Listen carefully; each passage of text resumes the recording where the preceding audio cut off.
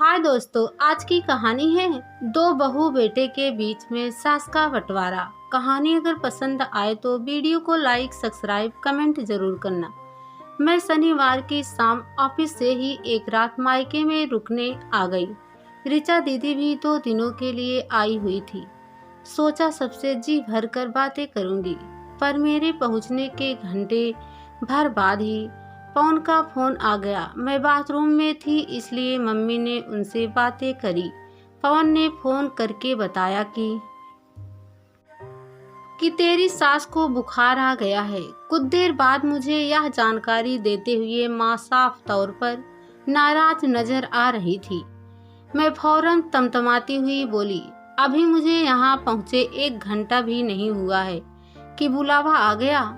सासू माँ को मेरी 1 दिन की आज़ादी बर्दाश्त नहीं हुई और बुखार चढ़ बैठी। क्या पता बुखार आया भी है या नहीं। ऋचा दीदी ने बुरा सा मुंह बनाते हुए अपने मन की बात कही। मैंने जब आज सुबह सासू माँ से यहाँ 1 रात रुकने की इजाज़त मांगी थी, तभी उनका मुंह फूल गया था। दीदी तुम्हारी मौज है जो सास ससुर के झंझटों से दूर अलग रह रही हो। मेरा मूड पल पल खराब होता जा रहा था। अगर तुझे इन झंझटों से बचना है तो तू अपनी सास को अपनी जेठानी के पास भेजने की जिद पर अड़ जा। ऋचा दीदी ने वही सलाह दोहरा दी जिसे वे मेरी शादी के महीने भर बाद से देती आ रही हैं। मेरी तेज तर्रार जेठानी के पास ना सासू माँ जाने को राजी है और ना बेटा भेजने को। तुम्हें तो पता है कि पिछले महीने सास को जेठानी के पास भेजने को मेरी जिद से खफा होकर पवन ने मुझे तलाक देने की धमकी दे दी थी। अपनी माँ के सामने उनकी नज़रों में मेरी कोई वैल्यू ही नहीं है। दीदी, तुम पवन की तलाक देने की धमकियों से मत डर, क्योंकि हम सबको साफ दिखाई देता है कि पवन तुझ पर जान छिड़कता है। रिया ठीक कह रही है, तुझे पवन को किसी भी तरह से मनाना होगा। तेरी सास को दोनों बहुओं के पास बराबर बराबर रहना चाहिए।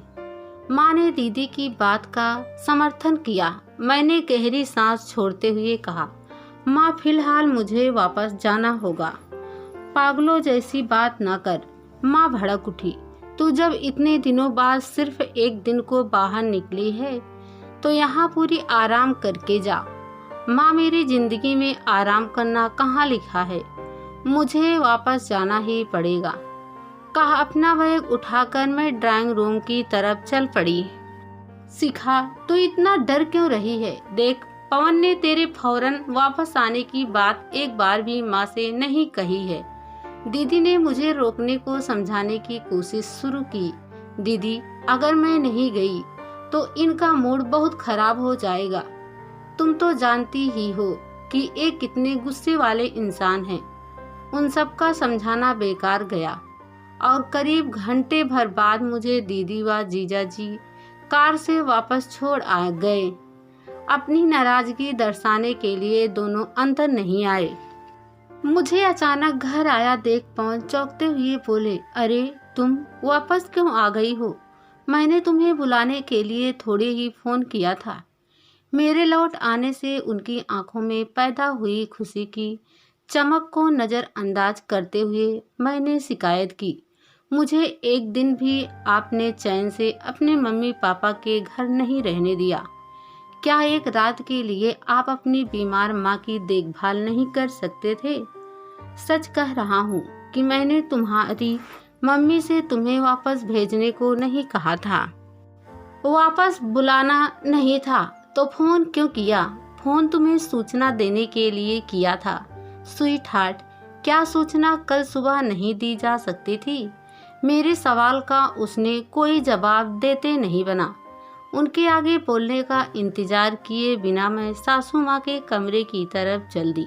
सासू माँ के कमरे में घुसते ही मैंने तीखी आवाज में उनसे एक ही सांस में कई सवाल पूछ डाले। मम्मी जी, मौसमी बुखार से इतना डरने की क्या ज़रूरत है? क्या 1 रात के लिए आप अपने बेटे से सेवा नहीं करा सकती थी? मुझे बुलाने को क्यों फ़ोन कराया था आपने? मैंने एक बार भी पवन से नहीं कहा कि तुझे फोन करके बुला ले। इस मामले में मेरे ऊपर चिल्लाने की कोई जरूरत नहीं है। बहू, सासू माँ फौरन मुझसे भिड़ने को तैयार हो गई।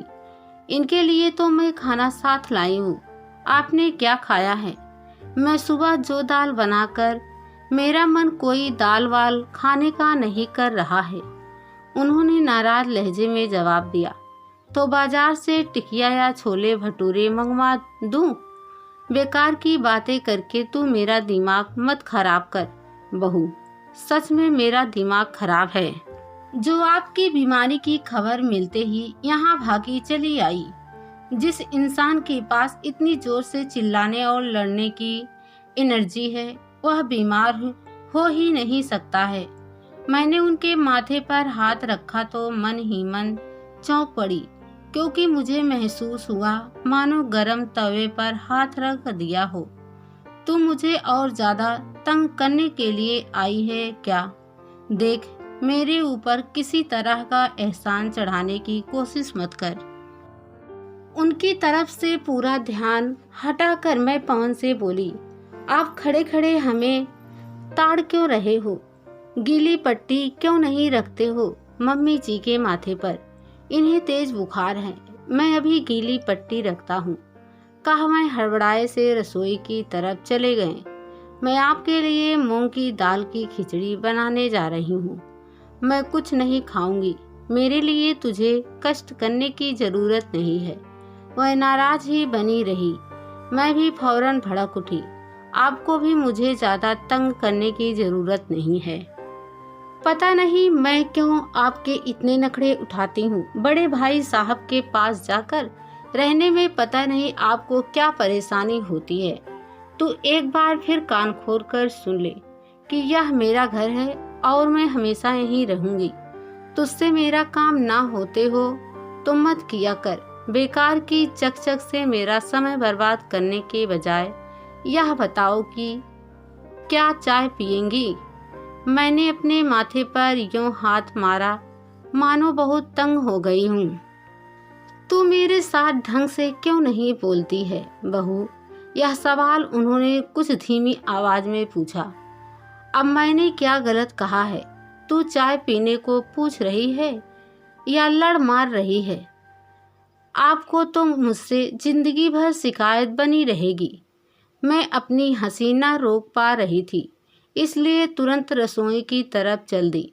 मैं रसोई में आकर दिल खोलकर मुस्कुराई और फिर खिचड़ी व चाय बनाने में लगी। कुछ देर बाद पीछे से आकर पवन ने मुझे अपनी बाहों में भर लिया और भावुक होकर बोले, माँ का तेज बुखार देखकर मैं घबरा गया था। अच्छा हुआ जो तुम फौरन चली आई। वैसे वेरी सॉरी कि तुम एक रात भी मायके में नहीं रह पाई। तुमने कब मेरी खुशियाँ की चिंता की है जो आज सॉरी बोल रहे हो? मैंने उचक कर उनके होठों को चूम लिया। तुम जबान की कड़ी हो पर दिल की बहुत अच्छी हो।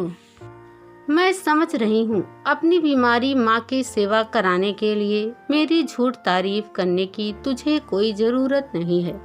नहीं, तुम सचमुच दिल की बहुत अच्छी हो। सच, बिल्कुल सच। तो कमरे में मेरे लौटने से पहले सो मत जाना। अपने प्रोग्राम को गड़बड़ कराने की कीमत तो पक्का मैं आज रात को ही वसूल करूंगी। मैंने उनसे लिपटकर फटाफट कई सारे चुम्बन उनके गाल पर अंकित कर दिए। आजकल तुम्हें समझना मेरी बस की तो बात नहीं है। उन्होंने कसकर मुझे अपनी बाहों में भींच लिया। तो समझने की कोशिश करते ही क्यों हो? जाओ, जाकर अपनी मम्मी के पास बैठो। कहा मैंने हंसते हुए उन्हें किचन से बाहर धकेल दिया। वह ठीक कह रहे हैं। महीने भर से अपने व्यवहार में आए बदलाव के कारण मैं अपनी सास और इनके लिए अनबूझ पहेली बन गई हूँ। अपनी सास के साथ वैसे अभी भी मैं बोलती तो पहले जैसी ही तीखा हूँ, पर अब मेरे काम हमेशा आपसी रिश्तों को मजबूती देने व दिलों को जोड़ने वाले होते हैं। तभी मैं बिना बुलाए अपनी बीमार सास की सेवा करने लौट आई। कमाल की बात तो यह है कि मुझ में आए बदलाव के कारण मेरी सासू माँ भी बहुत बदल गई है। अब वह अपने सुख दुख मेरे साथ सहजता से बांटती हैं। पहले हमारे बीच नकली व सस्ती सख्ती कायम रहती थी, पर अब आप में खूब झगड़ने के बावजूद एक दूसरे के साथ खुश व संतुष्ट नजर आती है। सबसे अच्छी बात यह हुई कि अब हमारे झगड़ों व शिकायतों के कारण पवन टेंशन में नहीं रहते हैं और उनका ब्लड प्रेशर सामान्य रहने लगा है। सच तो यही है कि इनकी खुशियों व विवाहित जीवन की सुख शांति बनाए रखने के लिए ही मैंने खुद को बदला है। मम्मी और मेरे बीच हो रहे झगड़े में कभी अपनी टांग अड़ाई तो आपकी खैर नहीं। महीने भर पहले दी गई मेरी इस चेतावनी के बाद वह मंद मंद मुस्कुराते हुए हमें झगड़ते देखते रहते हैं। जोरू के गुलाम कभी तो अपनी माँ की तरफ से बोलकर मम्मी जी जब कभी इन्हें उकसाने को ऐसा डायलॉग बोलती हैं तो ये ठहाका मारकर हंस पड़ते हैं। सास ससुर से दूर रह रही अपनी ऋचा दीदी की मौज मस्ती से भरी जिंदगी की तुलना अपनी जिम्मेदारियां भरी जिंदगी से करके मेरे मन में इस वक्त गलत तरह की भावनाएं कुलबुला रही है। सासू माँ के ठीक हो जाने के बाद पहला मौका मिलते ही किसी छोटी बड़ी बात पर उनसे उलझकर मैं अपने मन की सारी खींच व तनाव बाहर निकाल फेंकूंगी।